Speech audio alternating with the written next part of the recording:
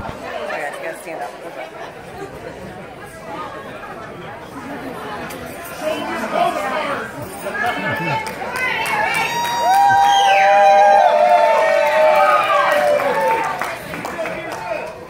10/7/17.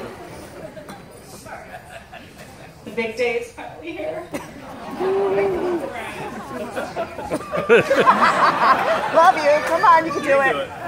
You can do it. So thank you to the Rose, as Nowakowski says, for hosting us all. I mean, this wedding. I feel so privileged to be a part of this night.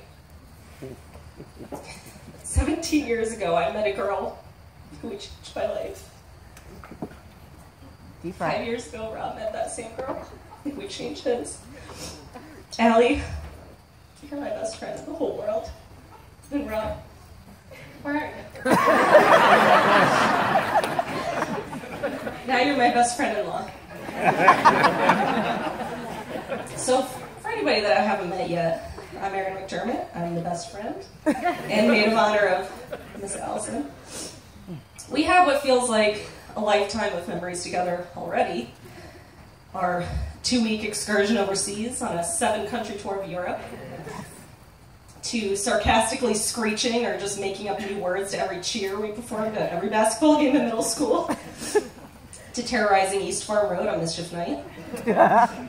Al, I think the statute of limitations is up and we can admit, we can confess to our crimes in front of our friends and family that approximately 92% of all the Mischief Night shenanigans that took place in Middlebury between 2001 and 2006 were committed by Allie or myself and a few other rugrats. Sorry, grandparents. But really, I mean, we met as girls, and now, I mean, we're like pseudo-adults. But we grew up in front of each other's eyes, and I feel like we're responsible for co-writing each other's coming-of-age story. But it's kind of time now. I'm going to pass the baton to Rob.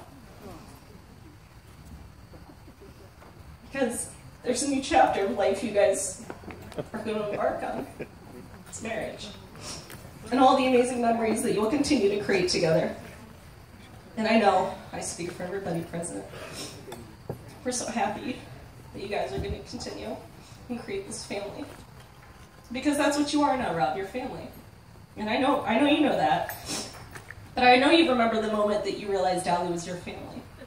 That she was the one. About 2 years ago, Rob was turning 30, and Allie and the family, both hers and his, they planned a surprise party for Rob.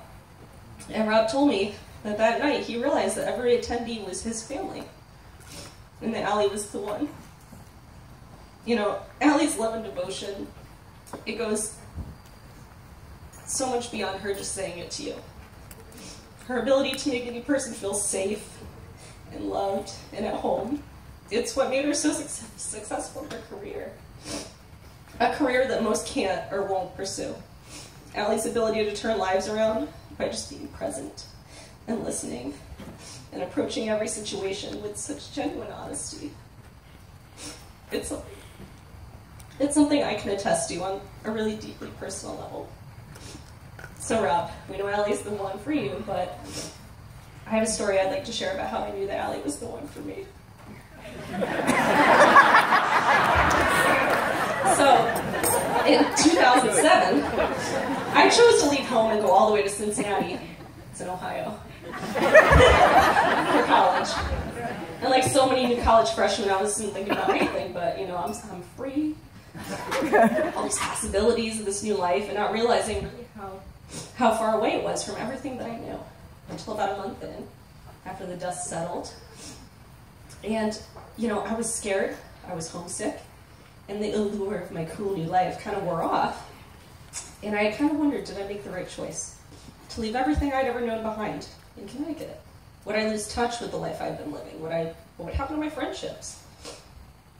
I was definitely afraid of that. So when I wasn't able to come home for Thanksgiving break, I was heartbroken, but Allie brought a piece of home to me. She sacrificed her week at home and she flew her ass out to Ohio to spend the long weekend with me in my dorm room on an abandoned college campus in Ohio. Allie, you didn't have to do that. But I'm really glad that you did. That weekend reassured me that no amount of time spent apart could touch this. I knew you were the one for me. When something in my heart told me that weekend, you're not my best friend, you're my sister. You gave me the strength to endure and grow as an independent person, and I've been in Ohio for 10 years now. And clearly, not a thing has or could ever change between us. I don't think I've ever told you how much that meant to me, Allie. Thank you. So I only hope I can return the favor. I promise I'll at least try. So tonight, we heard these two exchange vows, and since I'm here, I've been given a microphone, I thought I'd do a few vows of my own. So Rob, I vow to love you as family and support you as a brother. No, not just because you married Allie, but because I want to.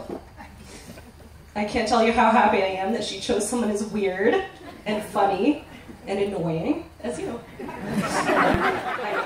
I mean it. I have absolutely no doubt that you're the only one who can live up to everything she deserves. And that you'll keep her life full of humor and love. And Allie, I vow to give back to you at least 10% of what you've given to me as a friend. I vow to live to honor your strength and your compassion, and above all, your weirdness. I vow to be there through thick and thin, and to babysit those inevitably loud-ass Italian children that you guys produce. So, for everybody celebrating Allie and Rob, let's raise a glass. If you're here with somebody tonight that you consider to be the one, tell them. Salute.